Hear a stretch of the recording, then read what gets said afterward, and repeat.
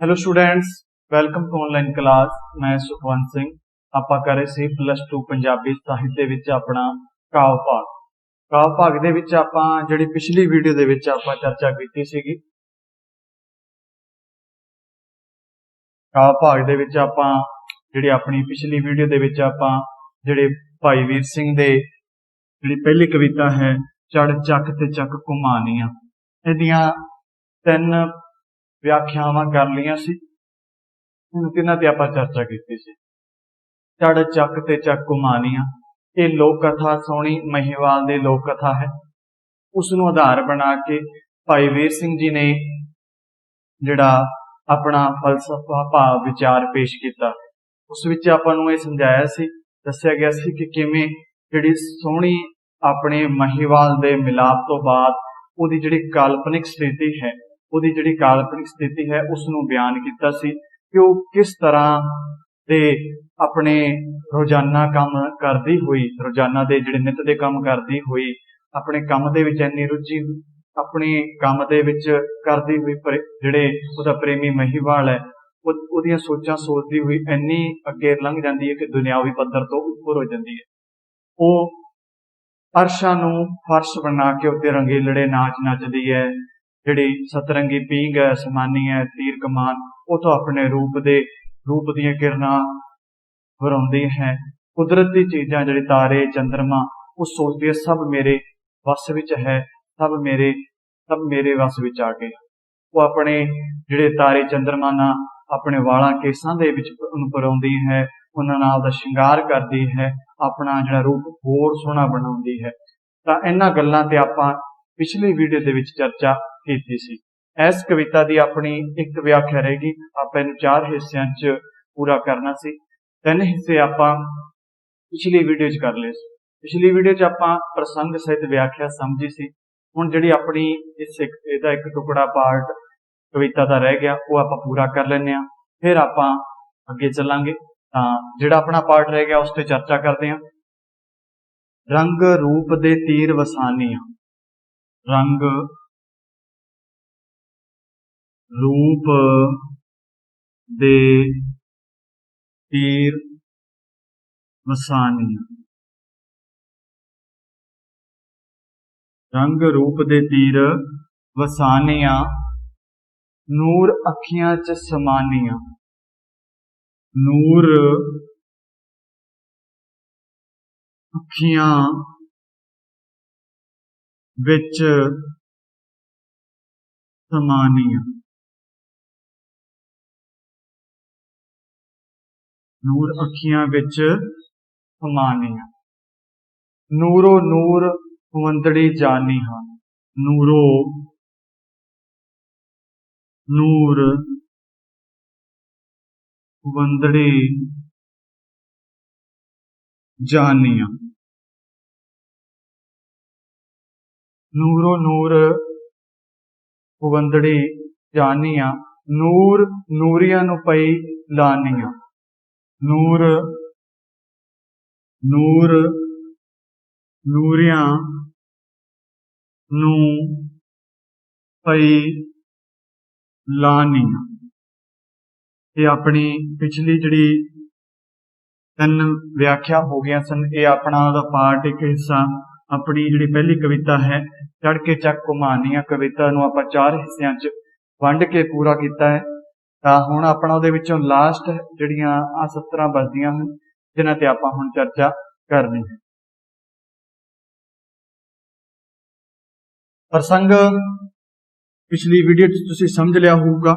ਮੈਨੂੰ ਉਮੀਦ ਹੈ ਕਿ ਪ੍ਰਸੰਗ ਨੂੰ ਤੁਸੀਂ ਧਿਆਨ ਨਾਲ ਸੁਣਿਆ ਹੋਊਗਾ, ਸਮਝਿਆ ਹੋਊਗਾ। ਪ੍ਰਸੰਗ ਬਹੁਤ ਜ਼ਰੂਰੀ ਹੈ। ਪ੍ਰਸੰਗ ਦਾ ਪ੍ਰਭਾਵ ਹੀ ਸਭ ਤੋਂ ਪਹਿਲਾਂ ਆਪਾਂ ਪ੍ਰਸੰਗ ਲਿਖਣਾ ਹੁੰਦਾ ਤਾਂ ਪ੍ਰਸੰਗ ਦੇ ਵਿੱਚ ਆਪਾਂ ਨੂੰ ਜੋ ਤੁਹਾਨੂੰ ਗੱਲਾਂ ਦੱਸੀਆਂ ਉਹਨਾਂ ਨੂੰ ਧਿਆਨ 'ਚ ਰੱਖਦੇ ਹੋਏ ਨੋਟ ਕਰਨਾ ਹੈ ਤੇ ਲਿਖਣਾ ਹੈ।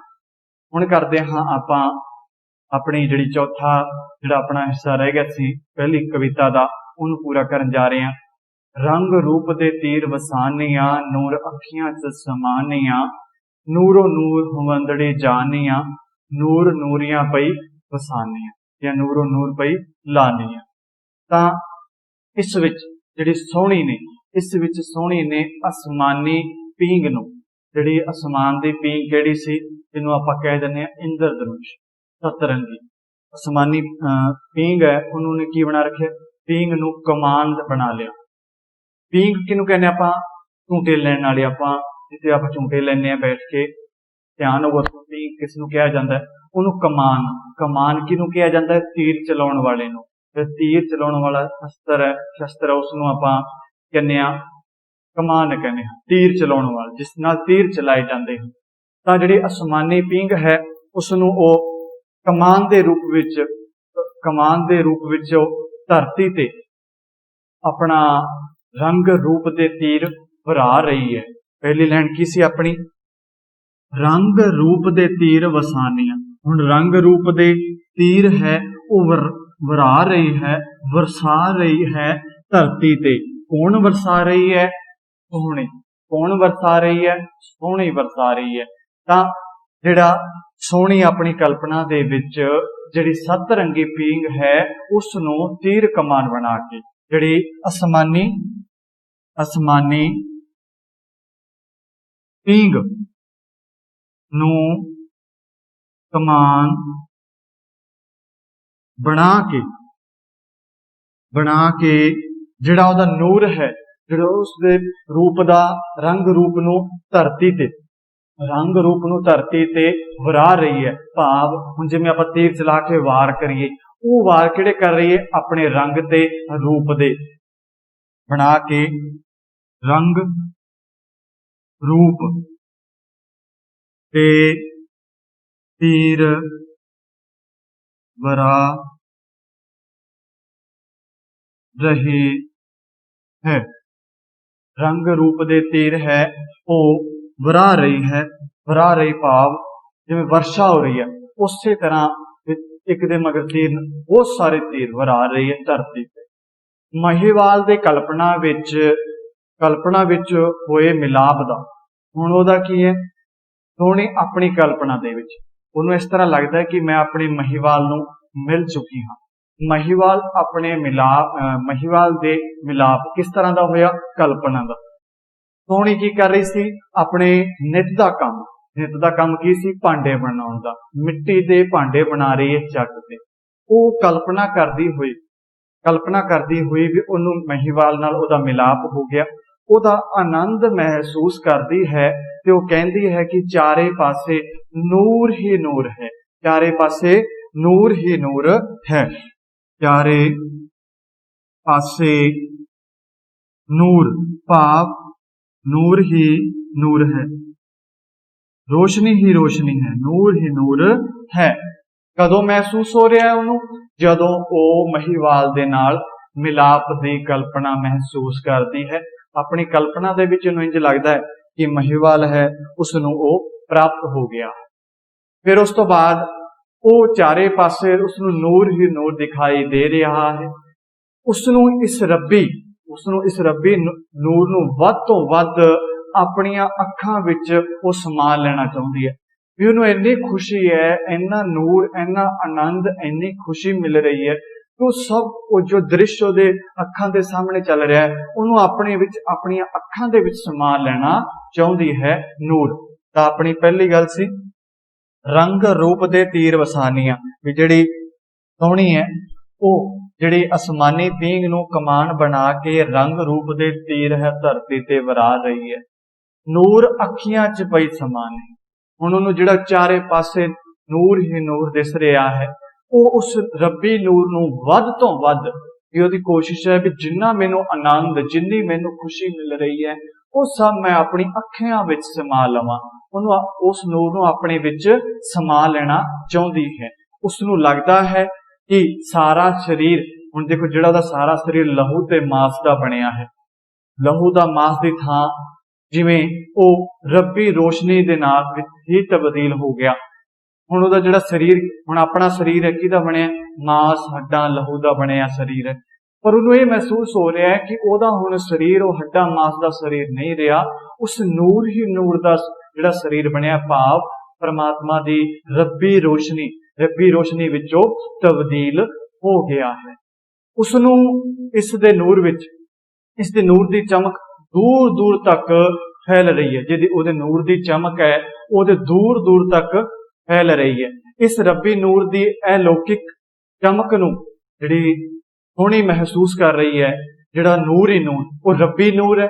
रब्बी नूर भाव ओहदे सच्चा प्यार, सच्चा इश्क है। तां ਉਹਦਾ ਜਿਹੜਾ ਸੱਚੀ ਸੋਚ ਹੋਣ ਕਾਰਨ ਉਹਨੂੰ ਚਾਰੇ ਪਾਸੇ ਕੀ ਹੈ, अलौकिक ਜਿਹੜਾ ਨੂਰ ਹੀ ਨੂਰ ਦੀ ਚਮਕ ਦਿਖਾਈ ਦੇ ਰਹੀ ਹੈ। अलौकिक ਨਾਲ ਜੋ ਰੋਸ਼ਨੀਆਂ ਤੋਂ ਬਣਦੀਆਂ ਚੀਜ਼ਾਂ ਨੂਰ ਹੋਰ ਜ਼ਿਆਦਾ ਹੋ ਜਾਣ ਦਾ, ਨੂਰ ਵਿੱਚ ਵੀ ਜਿਹੜੀਆਂ ਉਹ ਰੋਸ਼ਨੀ ਤੋਂ ਬਣੀਆਂ ਚੀਜ਼ਾਂ ਜਿਹੜੀਆਂ ਉਸ ਨੂਰ ਦੀ ਰੋਸ਼ਨੀ ਤੋਂ ਬਣੀਆਂ ਚੀਜ਼ਾਂ ਹੈ ਉਹ ਹੋਰ ਜ਼ਿਆਦਾ ਨੂਰੀ ਜਾਂ ਚਮਤਕਾਰ ਬਣਾ ਰਹੀਆਂ ਹਨ। इस अवस्था विच वो दुनियावी पद्धर तो उपर उठ चुकी है ते वो रब्बी मिलाप दे विस्माती आनंद नूं मान रही है। इस कारण वो रूह खेड़े दा जिहड़ा हुलास नाल भर चुकी है, हौसले नाल भर चुकी है। जिहड़ा सोहनी अपना नित दा काम करदी हुई अपनी कल्पनावां दे विच इन्नी डूंगी चली जाती है कि वो जिहड़ा अपना दुनियावी पद्धर है वो तो उपर उठ जाती है। उपर उठ के उहदियां कल्पनावां बहुत अगे वध जांदियां हन। वो आसमान दे जिहड़े आसमानी चंद्रमा ते तारे है उन्हां नूं अपने वस विच सोचदे भी ये सारे मेरे वस विच है। फिर जिहड़ा परमात्मा दा नूर ही नूर दिस रिहा है उस नूर नूं उसनूं इस तरह लगता है कि यह नूर है ये उसके वस विच आ गया। वो सोचदी है कि जिहड़ा उहदा शरीर है हड्डां मासां दा बनिया होया शरीर है वो हुण नूर ही नूर दा जिहड़ा शरीर बन गया। तां नूरो नूर होवंदड़ी जानिया, फिर नूरो नूर तो नूर होर तो नूर उहदा हुंदी जांदी है। नूरो नूर पई लानिया, हुण नूर दे नाल ही ਉਹਦੀ ਕੀ ਹੈ ਜਿਹੜੀ ਬਿਰਤੀ ਹੈ ਸੋਚ ਉਹ ਸੋਚਦੇ ਵੀ ਜੋ ਚੀਜ਼ਾਂ ਮੈਂ ਦੇਖ ਰਹੀ ਹਾਂ ਉਹਨੂੰ ਜਿਹੜੇ ਪਾਸੇ ਵੀ ਉਹਦੀ ਨਿਗਾਹ ਜਾਂਦੀ ਹੈ ਉਹਦੀ ਕਲਪਨਾਵਾਂ ਦੇ ਵਿੱਚ ਉਹਨੂੰ ਨੂਰ ਹੀ ਨੂਰ ਨਜ਼ਰ ਆ ਰਿਹਾ ਹੈ। ਤਾਂ ਉਹਦਾ ਜੋ ਵੀ ਦ੍ਰਿਸ਼ ਉਹ ਦੇਖਦੀ ਹੈ ਉਹ ਆਪਣੇ ਆਪ ਨੂੰ ਵੀ ਜਿਹੜਾ ਉਹਦਾ ਹੱਡਾਂ ਮਾਸਾਂ ਦਾ ਸਰੀਰ ਬਣਿਆ ਉਹ ਨੂਰ ਹੀ ਨੂਰ ਜਿਹੜਾ ਰੱਬੀ ਜਿਹੜਾ ਚਾਨਣ ਹੈ ਉਹਦੇ ਵਿੱਚ ਤਬਦੀਲ ਹੋ ਗਿਆ ਲੱਗਦਾ ਹੈ। ਤਾਂ ਉਸਦੇ ਇਸ ਨੂਰ ਦੀ ਚਮਕ दूर दूर तक फैल रही है। इस रब्बी नूर की अलौकिक चमक नाल रोशनी तो बनिया जिहड़ियां चीज़ां है वो होर ज्यादा नूर तो नूरियां होर ज्यादा रोशनी होर ज्यादा चमक नूर तो नूरियां जां चमत्कार बना रहियां हन। इस दी अपनी पहली कविता भाई वीर सिंह दी चढ़ चक ते चक घुमानियां जिस दी आपां प्रसंग सहित व्याख्या कीती। इत्थों तक अपना हज तक 10 नंबरां दा काम होया है। हुण आपां 10 नंबरां दा काम होर करना है। जिवें कि तुहानूं दस्सिया सी कि 20 नंबरां दा टोटल आउंदा है। 10 नंबरां दी व्याख्या प्रसंग सहित करनी ते 70 दा भाव अर्थ दसना अते शब्दां दे अर्थ दसने। इत्थों तक दा टॉपिक अपना 10 नंबरां दा होया है। जिहड़े अगले 10 नंबर है वो दो हिस्सियां सीगे 6 ते 4। 6 दे विच सीगा सार जो कि अपनी चढ़ चक ते चक घुमानियां कविता दा सार विषय वस्तु। प्रश्न बनता है, प्रश्न चढ़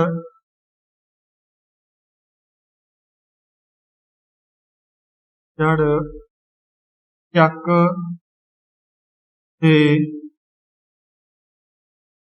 चक घुमानियां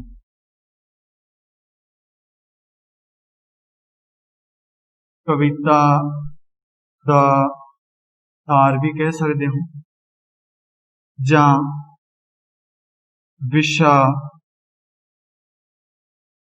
वस्तु लिखो।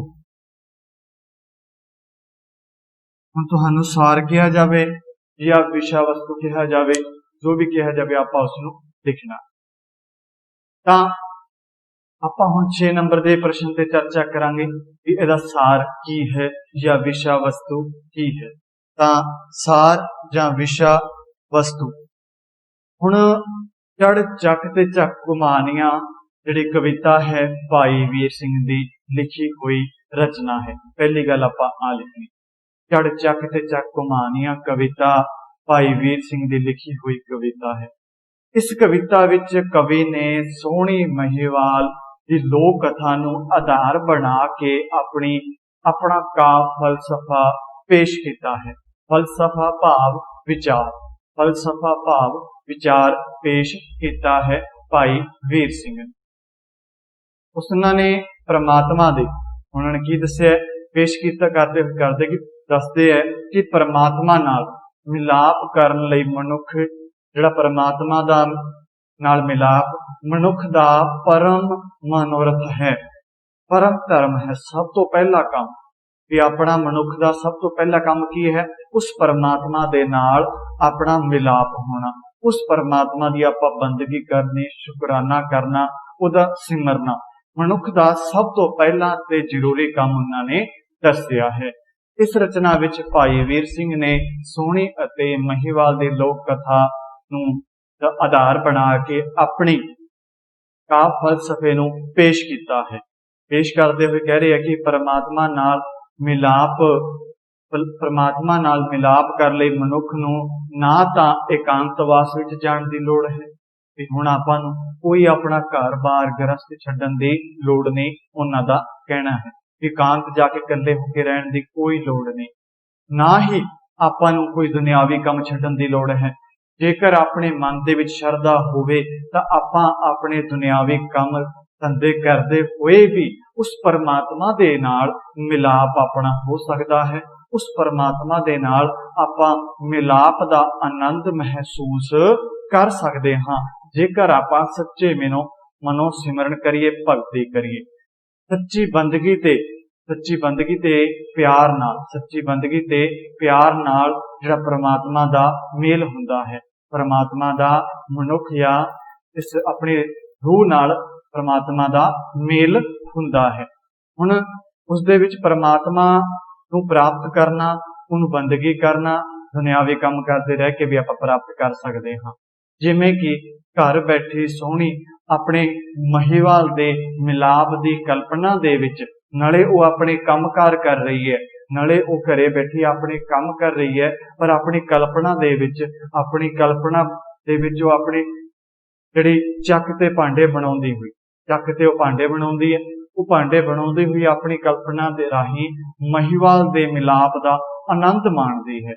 इस विच कवि ने उदाहरण किहदा दिता है, सोहनी ते महिवाल दा, भी जिस तरह सोहनी है, सोहनी अपने प्रेमी महिवाल नाल अपनी कल्पनावां दे विच मिलाप हुंदा है, कल्पना राही मिलाप करदी है, मिलाप तो विच उहनूं खुशी इन्नी मिलदी है, वो खुशियां दे मिलाप दी आनंद माणदी होई अते उसे तरह जिहड़ी जीव स्त्री है भाव मनुख है, वो दुनियावी कामकार करदी हुई जिहड़ी बंदगी ते प्रेम भाव नूं सहजे ही परमात्मा दे नाल मिलाप हो सकदा है।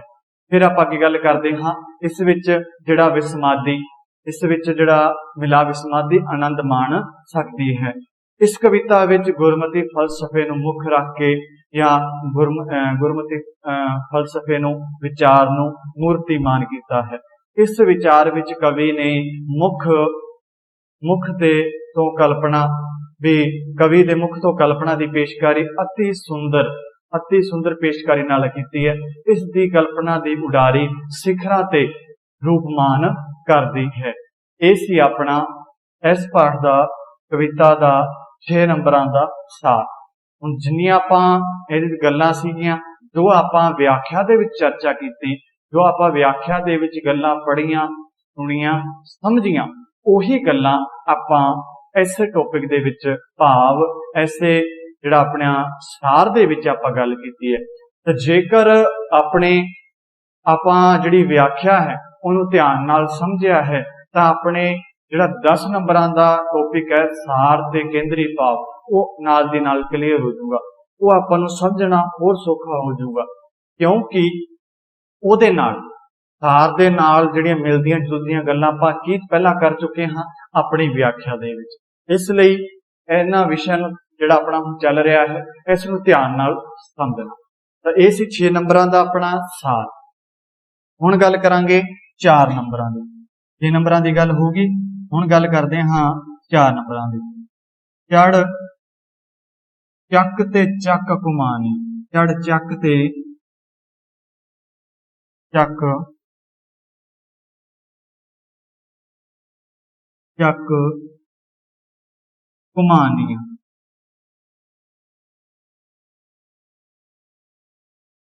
कविता दा केंद्री भाव लिखो। ये किन्ने नंबरां दा आउंदा है? केंद्री भाव आउंदा है अपना जिहड़ा 4 नंबर। जिहड़ा अपना सार सी वो किन्ने नंबरां दा सी? अपना सार वो 6 नंबरां दा सी। जिहड़ा केंद्री भाव है वो 4 नंबरां दा है। तां सब तो पहला आपां जिवें सार दे विच भी पहला आपां कविता दा नाम लिखना है। अपना कविता नाम लिखी है चढ़ चक ते चक घुमानिया। फिर आपां नूं ये पता होना चाहिए है कि जिहड़ी चढ़ चक ते चक घुमानिया कविता किहदी है? ये भाई वीर सिंह दी है। चढ़ चक ते चक घुमानिया कविता आधुनिक पंजाबी कविता दे मोढी भाई वीर सिंह की रचना है, जिसका केंद्री भाव इस तरह है। पूरे प्रभावशाली तरीके नाल लिखना है जिथों कि एग्जामिनर नूं 1 नंबर भी कट्टण या अद्धा नंबर भी कट्टण की गुंजाइश ना रहे। अपने प्रश्न किसी भी तरह की उत्तर दे विच किसी भी तरह की कमी नहीं होनी चाहिए।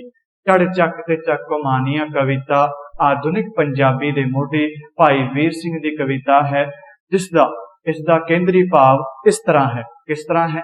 इस कविता विच भाई वीर सिंह ने प्रभु प्रीतम के मिलाप की खुशी व्यक्त की है। प्रगट कर लई पंजाब दे प्रसिद्ध लोक कथा जिहड़ी सोहनी महिवाल नूं आधार बना के पेश किया है। जिहड़ी पंजाब दी सोहनी महिवाल लोक कथा है, जिहड़ी पंजाब दी सोहनी महिवाल कथा है, उसनूं आधार बना के उन्होंने अपने इस फलसफे विच पेश किया है सोहनी महिवाल। फिर उस तो बाद उन्होंने जिहड़े इहदे विच जिहड़ी सोहनी अपने प्रेमी महिवाल दे मिलाप जिहड़े मिल के उहदी जिहड़ी आई खुशी ना उहदा जिहड़ा हिरदा है, उहदा जिहड़ा मन है वो प्रसन्न हो उठदा है, उत्साह दे नाल उडारियां मारदा है। उसे तरह जिवें सोहनी अपनी जिंदगी दे विच जो संसारक कार विहार करदी हुई अपनी कल्पना राही अपने महिवाल तो सदके जाती है, तो कुर्बान जाती है, अपनी कल्पना राही महिवाल दा मिलाप करती है। मिलाप दे विच इन्नी खुशी माणदी है कि उसनूं इन्नी खुशी हुंदी है कि ओहदी खुशी फुल्ली नहीं समाउंदी, वो दुनियावी पद्धर तो उपर उठ जाती है। उसे तरह जेकर जिहड़ा